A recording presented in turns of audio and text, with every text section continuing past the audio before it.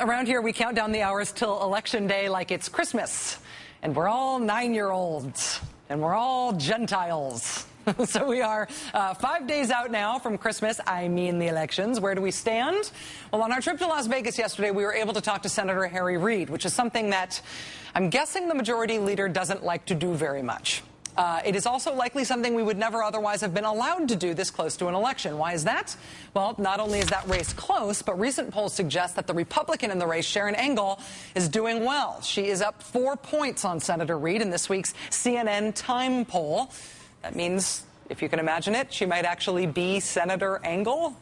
In Colorado, the Senate race seems to be tightening, and it's considered now a virtual toss-up. The Republican Ken Buck up by only 1 in the latest CNN Time poll. Earlier this month, Mr. Buck had been leading by as many as 8 points. In Kentucky, Republican Rand Paul appears to be building his lead, now up by 7 in today's CNN Time poll. That same poll last month had the race tied. Republican Pat Toomey in Pennsylvania is again leading over Joe Sestak. For a time this month, Democratic Congressman Joe Sestak had been making the race a toss-up.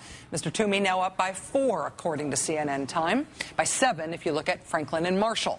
The Democratic governor of West Virginia, Joe Manchin, appears to be building his lead in the Senate race there. In this week's PPP poll, he is now up by 6 over part-time resident and Republican Jack Racy. Earlier this month, that race was tied.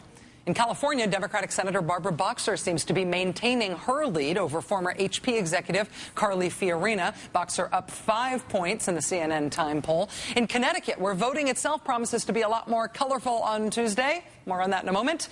In the Senate race there, Democrat Richard Blumenthal appears to be holding a very solid lead over Linda McMahon, now at 8 points in the Capitol Report poll. Quinnipiac has Mr. Blumenthal up by 12.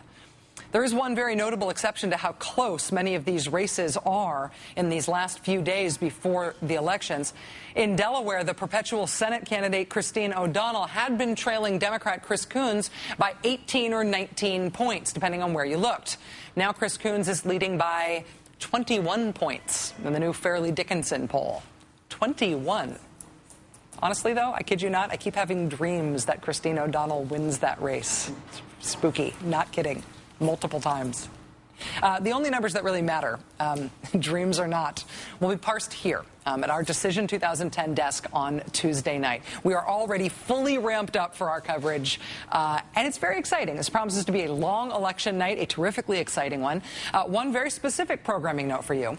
Sunday night, this Sunday, October 31st, Halloween, MSNBC's blanket coverage of this year's elections begins. This Sunday night, we will have special editions of our primetime lineup. Along with the rest of our primetime shows, we here at The Rachel Maddow Show will be live, yes, on Sunday night, live at our regular time, 9 p.m. Eastern. We hope you'll be with us for more full-on election coverage on Sunday night and on Monday night and all the way through the week, because Tuesday is the end of something important, but it is the beginning of something else really important. Frankly, we can't wait. 5 days to go. Only